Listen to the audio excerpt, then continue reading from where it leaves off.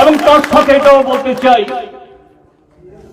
শুধু কংগ্রেসের সাথে না, ত্রিপুরা মথার সাথে আমাদের আলোচনা চলছে।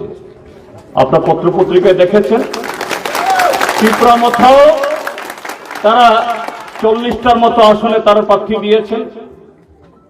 আজকে সকালে ত্রিপুরা মথার চেয়ারম্যান মাননীয় প্রদ্যুৎ মানিক্য কিশোর আমাকে ফোন করেছেন, আমাকে বলেছেন আপনার জয় নিশ্চিত, ত্রিপুরা মথার সমর্থকরা সবাই আপনাকে ভোট দেবে।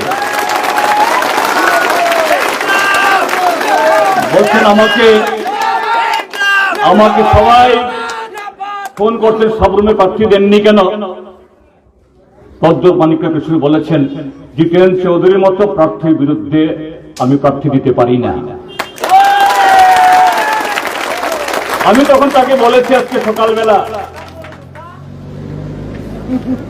মাননীয় মহোদয়, জিতেন্দ্র চৌধুরী একা জিতলে তো বিজেপির পরাজয় সুনিশ্চিত হবে না, যদি বিজেপির পরাজয় হবেই।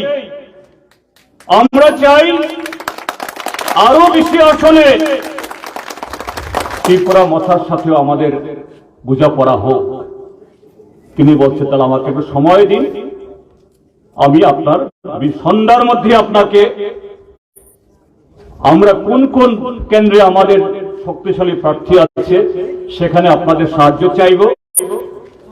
আপনিও ঠিক করুন যে কোন কোন কেন্দ্রে আমাদের ত্রিপুরা মথার প্রার্থী উঠিয়ে নিতে হবে, তারও তালিকা করুন। আমরা বসবো 2 তারিখের মধ্যে আমরা সেটেল আমরা করব।